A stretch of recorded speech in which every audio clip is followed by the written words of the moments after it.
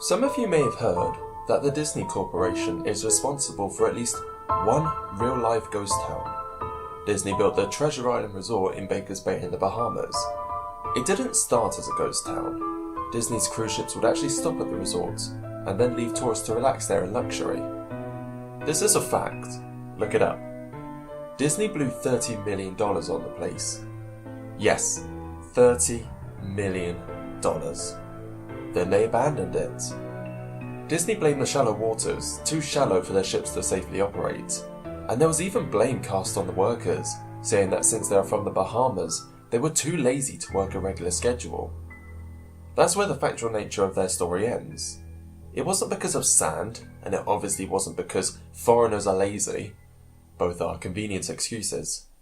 No, I sincerely doubt that those reasons were legitimate. Why don't I buy the official story? Because of Mowgli's Palace. Near the beachside city of Emerald Isle in North Carolina, Disney began construction of Mowgli's Palace in the late 1990s. The concept was a jungle-themed resort with a large, you guessed it, palace in the centre of the whole thing. If you're unfamiliar with the character of Mowgli, then you might better remember the story The Jungle Book. If you haven't seen it anywhere else, you'd know it from the Disney cartoon from decades past. Mowgli is an abandoned child in the jungle, essentially raised by animals and simultaneously threatened/pursued by other animals. Mowgli's Palace was a controversial undertaking from the start. Disney bought up a ton of high-priced land for the project, and there was actually a scandal surrounding some of the purchases. The local government claimed eminent domain on people's homes, then turned around and sold the properties to Disney. At one point, a home that had just been constructed was immediately condemned with little to no explanation. The land grabbed by the government was supposedly for some fictional highway project. Knowing full well what was going on, people started calling it Mickey Mouse Highway. Then there was the concept art. A group of stuffed shirts from Disney Co. actually held a city meeting. They intended to sell everyone on how lucrative this project was going to be for everyone. When they showed the concept art, this gigantic Indian palace, surrounded by jungle, staffed with men and women in loincloths and tribal gear, well, suffice to say, everyone flipped their shit. We're talking about a large Indian palace, jungle and loincloths, not only in the centre of a relatively wealthy area, but also a somewhat xenophobic area of the southern USA. It was a questionable mix at that point in history. One member of the crowd tried to storm the stage, but he was quickly subdued by security after he managed to break one of the presentation boards over his knee. Disney took that community and essentially broke it over its knee as well. The houses were razed, the land was cleared, and there wasn't a damn thing anyone could do or say about it. Local TV and newspapers were against the resort at the beginning, but some insane connection between Disney's media holdings and the local venues came into play, and their opinions turned on a dime. So anyway, Treasure Island in the Bahamas. Disney sunk those millions in and then split. The same thing happened with Mowgli's Palace. Construction was complete, visitors actually stayed at the resort, the surrounding communities were flooded with traffic and the usual annoyances associated with the influx of lost and irate tourists. Then it all just stopped. Disney shut it down, and nobody really knew what the hell to think. But they were pretty happy about it. Disney's loss was pretty hilarious and wonderful to a large group of folks who didn't want this in the first place. I honestly didn't give the place another thought hearing it closed over a decade ago. I lived maybe 4 hours from Emerald Isle, so really I only heard the rumblings and didn't experience any of it firsthand. Then I read this article from someone who had explored the Treasure Island Resort and posted a whole blog about all the crazy shit he found there. Stuff just left behind. Things smashed, defaced, probably ruined by the disgruntled former employees who had lost their jobs. Hell, the locals from all around probably had a hand in wrecking that place. People there felt just as angry about Treasure Island as folks here did about Mowgli's Palace. Plus, there were rumours that Disney had released their aquarium stock into the local waters when they closed, including sharks. Who wouldn't want to take a few swings at some merchandise after that? Well, what I'm getting at is that this blog about Treasure Island got me thinking. Even though many years had passed since its closing, I figured it might be cool to do some urban exploration at Mowgli's palace, take some photos, write about my experience, and probably see if there was anything I could take home as a memento. I'm not going to say I wasted no time in getting there, because honestly, it took me another year after I first found that Treasure Island article to get around to going up to Emerald Isle. Over the course of that year, I did a lot of research on the Palace Resort, or rather I tried to. Naturally, no official Disney site or resource made any mention of the place. They had all been scrubbed clean. Even odder, however, was that nobody before myself had apparently thought to blog about the place, or even post a photo. None of the local TV or newspaper sites had one word about the place. Though that was to be expected, since they all swung Disney's way. They wouldn't want to be out there laundering their embarrassment, you know? Recently, I learned that corporations can actually ask Google, for example, to remove links from the search results, basically for no good reason. Looking back, it's probably not that nobody spoke at the resort, but rather their words were made inaccessible. So in the end, I could barely find the place. All I had to go on was an old as hell map I had received in the mail back in the 1990s. It was a promotional item, sent out to people who had recently been to Disney World, and I guess since I'd been there in the late 80s, that was recent. I really didn't intend to hang on to it. It just got shoved into the books and comics from my childhood. I only remembered months into my research, and even then, it took me another few weeks to locate the storage bin my parents had shoved it all into. But I did find it. Locals were no help, as most were transplants who had moved to the beach in recent years, or old residents who just sneered at me and made rude gestures. The drive took me through a long corridor of overgrowth. Tropical plants that had run rampant and overpopulated the area, mixed with the native species of flora that actually belonged there and tried to reclaim the land. I was in awe when I reached the front gates of the resort. Tremendous, monolithic wooden gates whose supports on either side looked like they must have been cut from giant sequoias. The gate itself had been gouged in several places by woodpeckers and eaten away at the base by burrowing insects. Hanging on the gate was a sheet of metal, some random scraps with hand-painted letters scrawled in black. Abandoned by Disney. Clearly the handiwork of some past local or employee who wanted to make some small protest. The gates were open enough to walk through, but not drive, so grabbing my digital camera and the map whose flip side showed a layout of the resort, I set out on foot. The inner grounds of the place were just as overgrown as the entranceway. Palm trees stood unattended and ragged among piles of their own coconuts. Banana plants simply stood in their own stinking bug-riddled refuse. There was a sort of clash between order and chaos, as carefully planted rows of flowers mixed with the obnoxious tall weeds and stinking blackened mushrooms. All that remained of any outdoor structures were broken. Rotten wood and various charred bits of unidentifiable material, what was most likely an information booth or an outdoor bar, was now simply a pile of assorted debris, chopped up by past vandalism and ravished by weather. The most interesting thing on the grounds was a statue of Baloo, the friendly bear from the Jungle Book, which stood in a sort of courtyard in front of the main building. He was frozen in a jovial wave towards no one, staring into empty space with a silly toothy grin as bird shit covered the whole swaths of his fur, and vines ensnared his platform.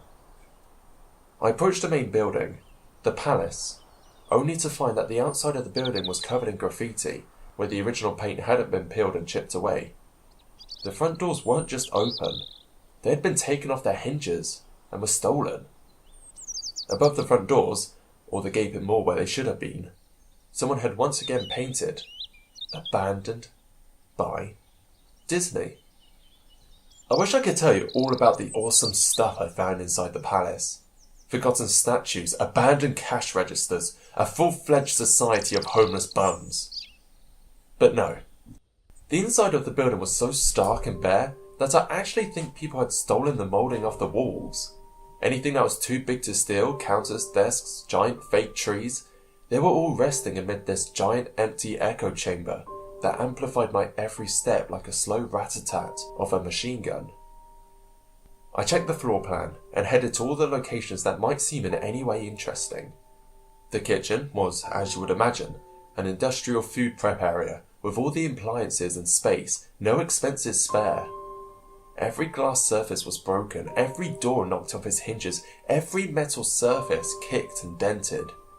The entire place smelled like very old piss. The huge freezer, not even remotely cool now, had row upon row of empty shelf space. Hooks hung from the ceiling, probably for hanging cuts of meat, and as I stood inside for a moment, I noticed they were swinging. Each hook swung in a random direction, but their movements were so slow and small that it was almost impossible to see. I had figured it had been caused by my footsteps, so I stopped one from swinging by clutching it with my fist, then very carefully letting it go. But within seconds it started swinging once more. The bathrooms were in much the same state as the rest of the place. There was about half an inch of rancid, stinking, stagnant water on the floor, so I didn't stay there very long. What's odd is that the toilets and the sinks all dripped, leaked, or just ran freely. It seemed to me that someone should have shut off the water a long time ago. There were plenty of rooms in the resort, but naturally I didn't have time to look through them all. The few I did peer into were similarly wrecked, and I didn't expect to find anything there. I thought I'd actually heard a television or a radio in one room, as I really think I heard a quiet conversation coming out. Though it was like a whisper, probably my own breathing echoing in the silence, or just another case of the sound of flowing water playing tricks on my mind. This is what it sounded like. I didn't believe it. I didn't know that. I didn't know that. Your father told you. I know, that sounds ridiculous. I'm just telling you what I experienced. I thought there might have been something running in that room, or worse, some vagrants who had holed up there and probably would have knifed me. At the front doors of the palace again, I figured I hadn't found anything of note and had wasted the whole trip up. As I looked out the door, I noticed something interesting in the courtyard that I had apparently missed. Something that would give me at least one thing to show for all my trouble, even if it was just a photograph.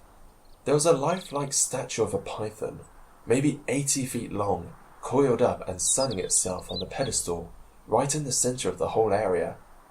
It was almost time for the sun to start setting, so the light fell onto the object in a perfect way for a photograph. I approached the python and snapped a photo. Then I stood on my toes and snapped another. I moved closer again to get the detail of its face. Slowly, casually, the python lifted its head, looked directly into my eyes, turned, and slithered off the pedestal, across the grass and into the trees. All 80 feet of it. Its head had long disappeared into the woods before its tail had even left the sunning spot. Disney had released all their exotic animals onto the grounds. Right there on my floor plan map was the reptile house. I should have known. I'd read about the sharks at Treasure Isle, and I should have known they'd done this. I was dumbfounded, just utterly stupefied. My mouth must have been hanging open for the longest time before I came back down to earth and snapped it shut. I blinked a few times and backed away from where the snake had been, back towards the palace. Even though it was totally gone, I still wasn't taking any chances, and backed my way into the building. I took a few deep breaths and slapped myself in the face to get myself right in the head again after that. I looked for a place to sit down, as my legs were feeling a bit like jelly at this point. Of course, there was no place to sit down, unless I wanted to recline in the broken glass and dead leaf carpet, or haul myself up onto a desk of questionable reliability. I'd see some stairs near the palace's lobby, and decided to go have a seat there until I felt better. The staircase was far enough away from the front of the building to be relatively clean, save for a startlingly accumulation of dust. I pulled a wedge of metal off the wall, once again painted with the abandoned by Disney motto I'd become accustomed to. I placed the wedge on the stairs and sat on it to keep at least somewhat clean. The stairway led down, below ground level. Using my camera flash as an improvised flashlight, I could see the staircase ended in a metal mesh door with a padlock. A sign on the door, a real sign, read, "Mascots only. Thank you." This perked up my spirits for a little bit for two reasons. One, a mascots only area would definitely have some interesting stuff back in the day. Two, the padlock was still in place. Nobody had gone down there. Not the vandals, not the looters, nobody.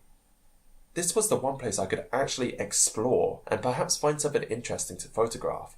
Or steal. I had come to the palace essentially agreeing with myself that it was okay to take anything I wanted, because, hey, abandoned. It didn't take much to bust the lock. Well, actually, that's wrong. It didn't take much to bust the metal plate on the wall that the padlock was hooked to.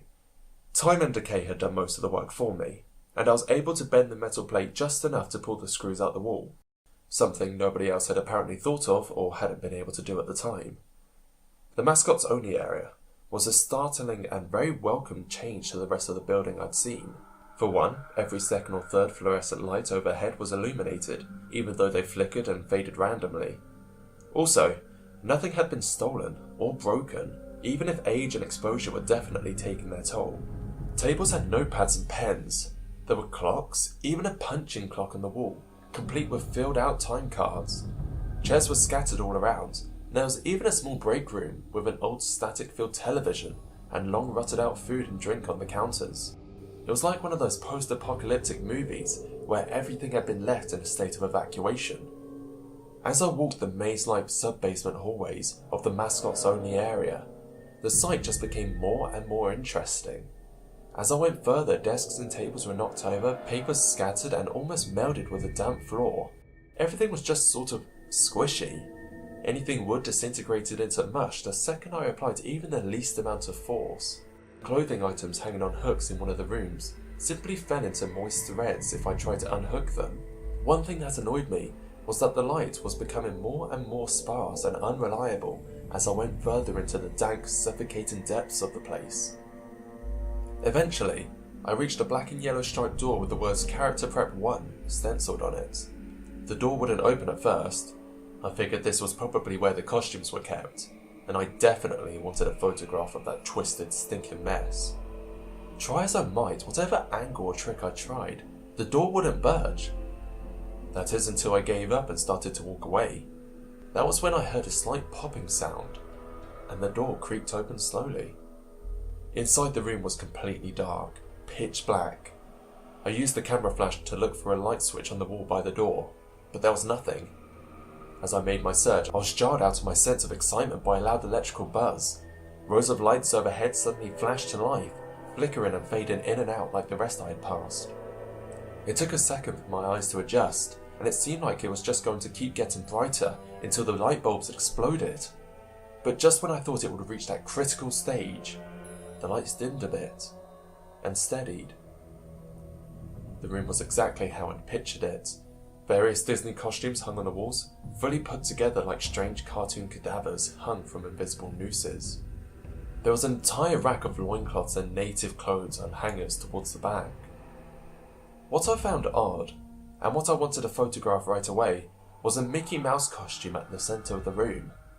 Unlike the other costumes, it was lying on its back in the centre of the floor, like a murder victim. The fur on its costume was rotten and shedding. What was even odder, however, was the colouring of the costume. It was like a photo negative of the actual Mickey Mouse. Black where he should have been white and white where he should have been black. His normally red overalls were a light blue. The sight was off-putting enough that I actually put off photographing the thing until last. I took a picture of the costumes hanging on the walls. Upwards angles, downward angles, side shots that show an entire row of frozen, putrid cartoon faces, some with plastic eyes missing. Then I decided to stage a shot. Just one of the character heads on the slick, grimy floor. I reached for the headpiece of a Donald Duck costume, and carefully removed it so that the thing wouldn't fall apart in my hands. As I looked into the face of the wide-eyed, mouldering head, a loud cluttering sound made me jump with fright. I looked down at my feet, and there, between my shoes, was a human skull. It had fallen out of the mascot head and shattered into pieces at my feet. Only the empty face and lower jaw remained staring up at me. I dropped the duck head immediately, as you would expect, and moved for the door. As I stood in the doorway, I looked back at the skull on the floor. I had to take a picture of it, you know. I had to. For any number of reasons that may seem silly, but only if you don't think it through. I needed proof of what happened, especially if Disney was to somehow make this go away. I had no doubt in my mind, right from the start, that even if it was just gross negligence, Disney was responsible for this.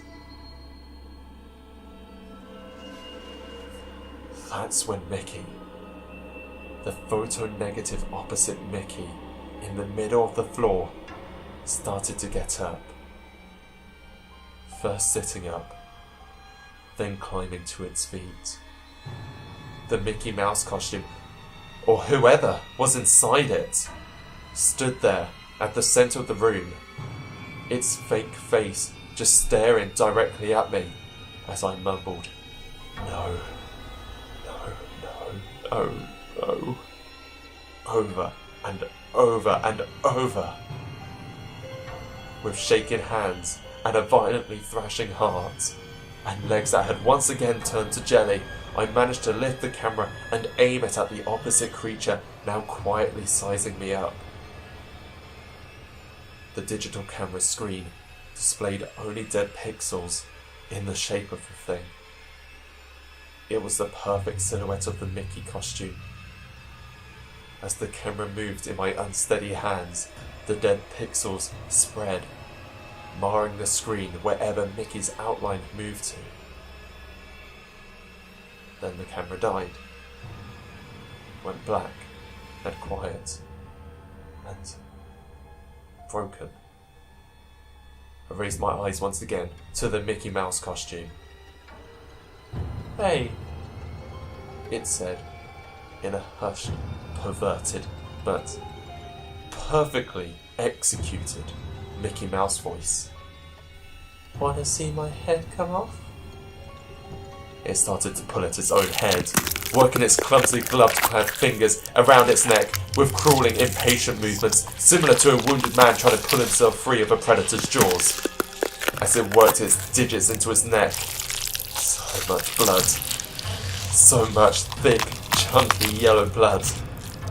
I turned away as I heard a sickening tear of cloth and flesh. Only cared about getting away. Above the door out of this room, I saw the final message, clawed into the metal with bone or fingernails. "Abandoned by God." I never got the pictures out of the camera. I never wrote the blog entry about it. After I ran from that place, I fled for my sanity, if not for my very life. I knew why Disney didn't want anyone to know about this place. They didn't want anyone like me getting in. They didn't want anything like that getting out.